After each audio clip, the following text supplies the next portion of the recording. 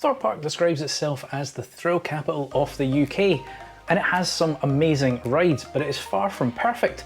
And in this video, I'm going to share my personal thoughts on each and every attraction in the park. Some that I would keep, some that I would scrap, and some that I'm not that bothered about, to be honest. Let's get into it. Okay, so I held off on doing this video because there was one key attraction that I had not experienced until recently, and that was Hyperia. There is still one attraction I haven't experienced, we'll get to that later on, but Hyperia was one that I was super excited to get on. Now, I have only been on this ride once, but I was very impressed. Possibly not as impressed as I thought I would be. I said in another video that I still think possibly Icon beats it in terms of just the whole ride experience and the length of it, etc. I do think that Hyperia is a little short, I was worried about that, but it is a punchy ride and definitely a fan favourite. So, I mean, it's no surprises. We're going to start this list on a positive note and keep the ride. Now, just round the corner from Hyperia is an attraction that has only been with us for a couple of years. It is a rethemed attraction. It used to be Derren Brown's Ghost Train, it is now just the Ghost Train. They got rid of that VR, which I never experienced. I kind of wish I had, although I don't think I've missed much. Still would have been nice to experience it.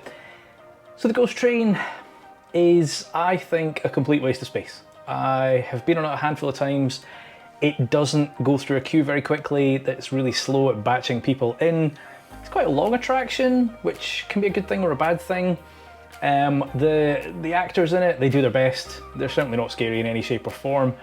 I think for me, the illusion was broken the very last time I went on it a couple of weeks back, because that bit where the train kind of goes from one station to another, I did think there was some movement, like I thought the train actually did go from one room to another and then back up again to reset, except when I was sitting on it, I looked out the window and I could see the fire exit green light and it didn't move. So all of that feeling of kind of swaying and stuff, you're not even moving. So, I mean, yeah, just, I don't know, it's not a Ghost Train, it's a weird kind of experience. And for me, it just doesn't hit it. So yeah, despite it being a couple of years old, I would scrap this thing. Get something better in its place. Now, prior to Hyperia becoming a thing, my favourite ride was the Swarm, and it still is an absolutely stunning ride. I do love a wing coaster.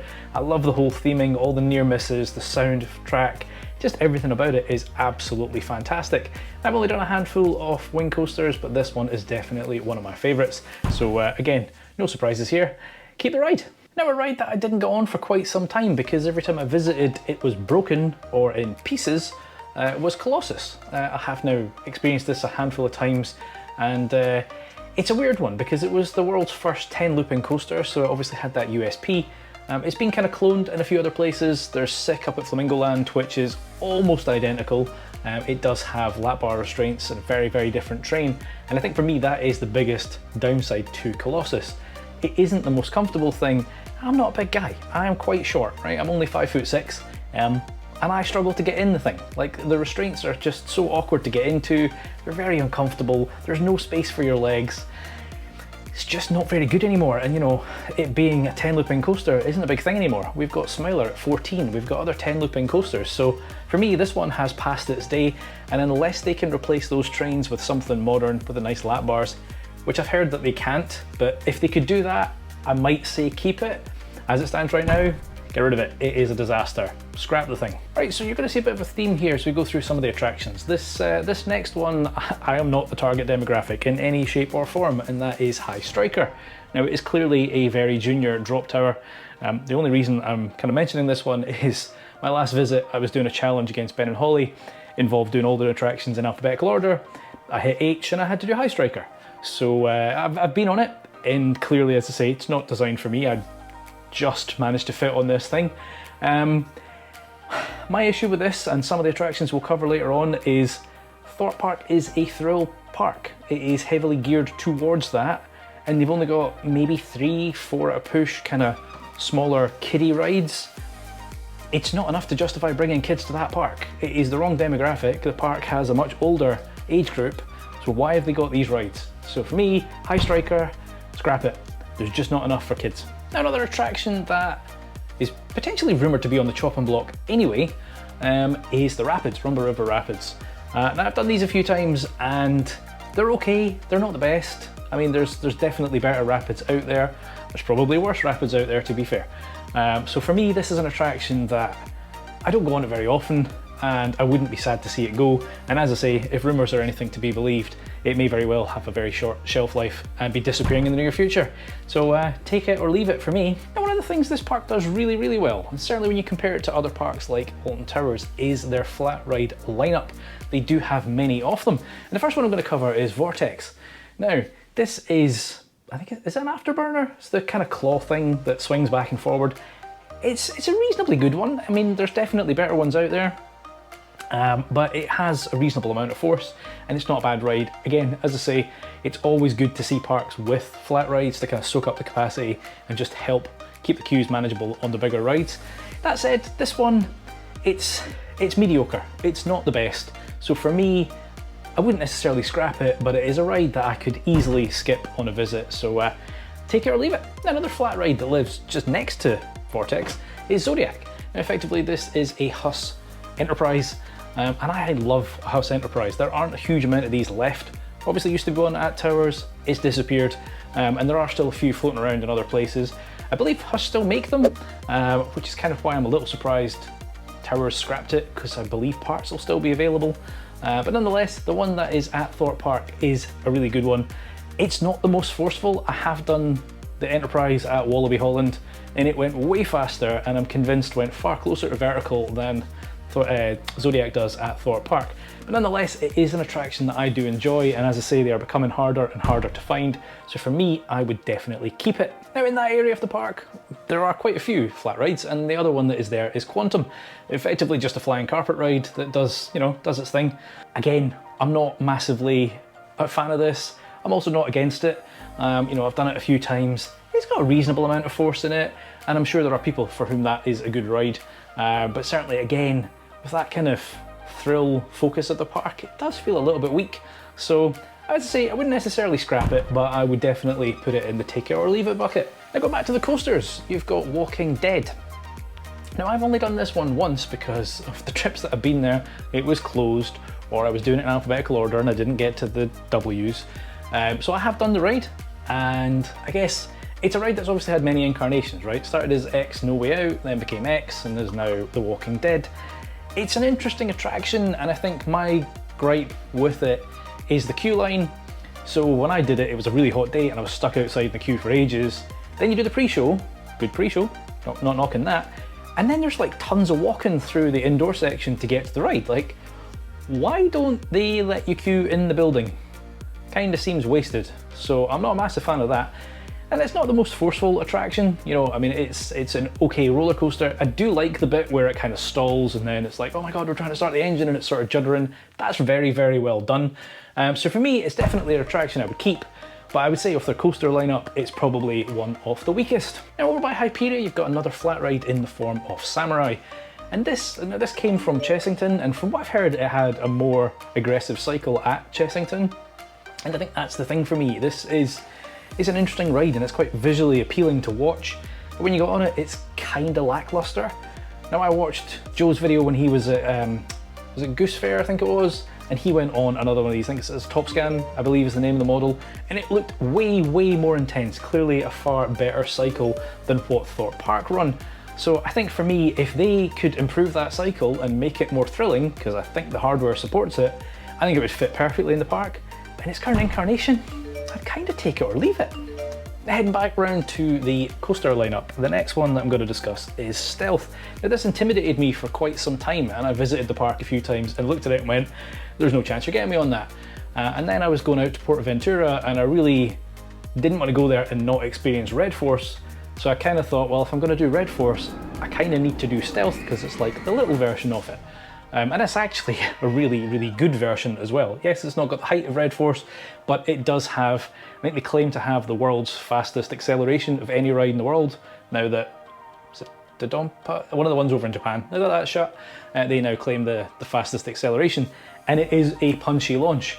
Is it one trick pony? It is just kind of shoot you up over that top path and back down again, but it is nonetheless great fun. So definitely one that I would keep on the ride lineup. Right, so we're halfway through this list right now, and I'd love to hear your thoughts on what you like, what you don't like, because I'm sure there's some that you agree with me and I'm sure there are many that you don't agree with me. So please put that down in the comments. If you're enjoying this one, make sure you hit that like button and do consider subscribing. I think typically around 60-70% of you guys that watch are not subscribed. So if this isn't your first video, please do consider hitting that button for me. Let's keep going with the list, shall we? Then move around to another coaster, and that is Nemesis Inferno. And I find this one a little bit strange because I don't know quite why it got the Nemesis name. I don't know. I mean, it came 4 years after the original Nemesis, and it is another B&M invert, but it's got nothing to do with the storyline. Like, there's nothing to do with the alien. This thing's based around a volcano. So, like, did they just put Nemesis in the name so that the public would know they were the same kind of attraction? And therefore, if you liked Nemesis at Towers, you would like Nemesis Inferno at Thorpe? Kind of seems a little bit odd. So, I know there's definitely a lot of debate about which one is better. Personally, I'm more of a fan of Nemesis, OG or Reborn, to be honest. Also, there's a lot of criticism for Reborn for the kind of rattle in the trains, which I agree with, because you can certainly notice that on towards the back of the train. But the last 2 times that I've done Nemesis Inferno, I'd say that's got a bit of a rattle too, so I don't think it's necessarily exclusive to Reborn. I am curious though, because as I say, this ride is only 4 years younger than Nemesis, and clearly Towers invested an absolute ton of money to completely rebuild that thing from scratch. I very much doubt Thorpe Park is going to do the same thing, and no doubt B&M are going to turn around and say, that thing is past its shelf life, we no longer support it. So it could very well be in the next 3 or 4 years that we see Nemesis Inferno disappear. However, personally, I'd like to keep it because it is a good ride. Now, I said at the start of this that there was one attraction I have not experienced firsthand, and that is this next one, Tidal Wave. Because I didn't really want to get wet. And it's kind of unavoidable on that ride. It is an absolute soaker. Now, I've criticised Valhalla in the past for getting you excessively wet in a country that isn't the hottest. You know, we're not in Florida, we're not in Spain. Now, don't get me wrong, when you get down towards London, it certainly can get quite hot. And I've certainly been in Thorpe Park in 30 degrees and that's bloody uncomfortable. So there are days where I can see this attraction being really, really good and, you know, you just want to go and cool down. I don't think those days are as frequent as justifying having an entire ride there. So as I say, I've never experienced it firsthand, but for me, I don't think it's a ride I'm a massive fan of. I wouldn't necessarily scrap it, so I'll put it into the take it or leave it bucket. Now the next couple fall back into that conversation we had at the start, and that is that I think these are 2 rides that just don't fit the demographic anymore. I get the history of Thorpe Park. I've done a whole series on it. If you haven't seen it, I'll put a link somewhere up there. You know, it did have that kind of child-friendly appeal in the past, but you know, as it's aged and kind of progressed, the park has dropped that a lot, and it's very, very much kind of teenage and thrill now. So, you know, one of the rides is Mr. Monkey's banana ride, the boat thing, and it's a fairly tame boat ride. It is definitely aimed at the younger kids, and because I don't think there's enough in the park for that audience, this is one of the ones that I would absolutely scrap. And the other one that falls into the same bracket is the Flying Fish. Now, this was the park's first coaster at all. It's a powered coaster, it's not the most intense. Ironically, when it first launched, it was an indoor coaster with over-the-shoulder restraints, which is mental because there is no force in that thing at all. So I don't understand why those restraints were needed. It's changed a couple of times, it's moved outdoors, it's been repainted, it's, you know, now called the Flying Fish, etc. Again, if the park catered more to that younger demographic, it would fit and I think it should stay. But because there's so little for kids to do, I just think it is a waste in that park. And so I would scrap it. Now the park does like its water rides. We've obviously mentioned Rumble Rapids and we have mentioned Tidal Wave. There is a third one in the form of Storm Surge. This kind of, on the face of it, is a bit like it's almost like a traveling rapids ride. Like, it just looks like a frame that's been put up and could easily be moved. You do get quite wet on it. There are places where you kind of can't avoid getting wet, including walking under it actually. It kind of leaks a lot. So, not a huge fan. Certainly, again, not one I visit frequently. I've been on it with the kids, but I'd just get rid of it. Now, another flat ride that I do enjoy is their giant screaming swing in the form of Rush. Now this is quite a visual spectacle. Again, it looks like this big huge swing. It's not the biggest. I think that is the Serengeti Flyer over in Florida, which I have done. Also enjoyed that one. I think as a concept, it is great. As I say, it's visually impressive. For me, these kind of rides, they don't do anything in terms of, like, my stomach doesn't do the whole whee thing. but I do think it does for a lot of people, considering the amount of screams that you typically get from other guests on that ride. The seats aren't the most comfortable though. They're kind of buckets that you sort of fall into at a very uncomfortable angle.